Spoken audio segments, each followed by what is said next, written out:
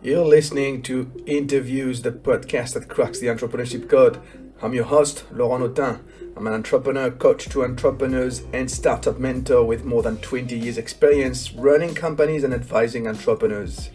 Being an entrepreneur is the most difficult job there is. There are no practical guidelines. So join me every week and learn how you can better navigate your entrepreneurship journey and become an exceptional entrepreneur. This is episode 123.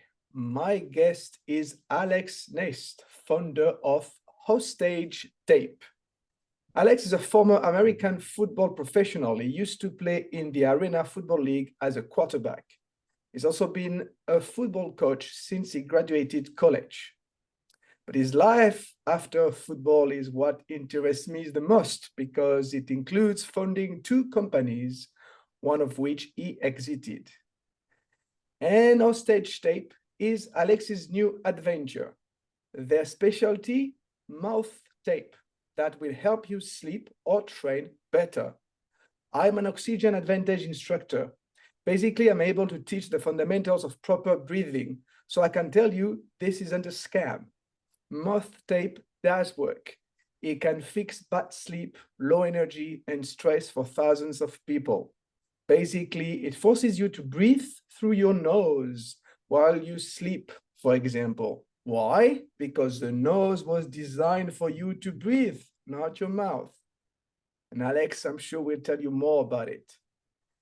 So, just before that, we started the interview. Alex told me that they just finished their first year of operation, and he has already made more revenue than his first company. We did, yes, So, absolutely. Alex, tell us about it, please. Yeah, so I'm an entrepreneur by trade. Like I love building businesses and building things. And so I think my first love was football. As you mentioned in the that wonderful intro, I was a football player, an American football player, as a quarterback. And you can see I've got some jerseys behind me here. Yes. So that was my first love. And I grew up as a kid watching guys like Joe Montana, and I wanted to be this amazing player, go out, run in front of 25, 50,000 people.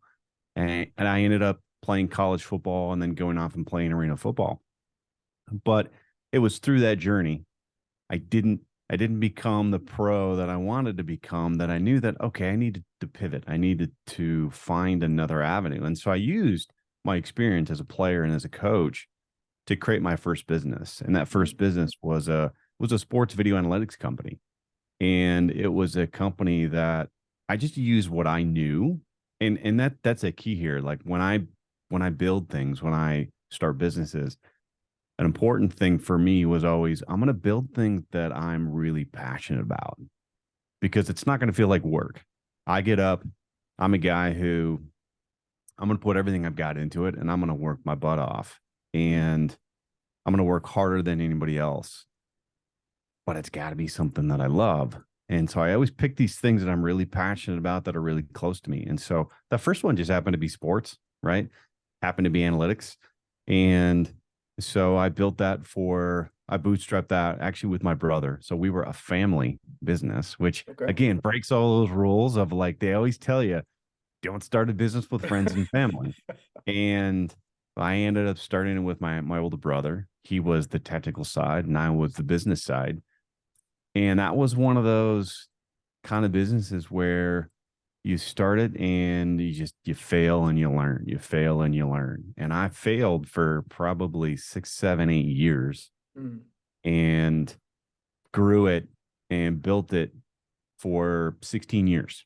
And Mm. so it was in operation for a long time. And I think that's also something too, right? A lot of people who start businesses usually they don't make it past the first couple of years. And so we were fortunate enough to make it 16 years, boot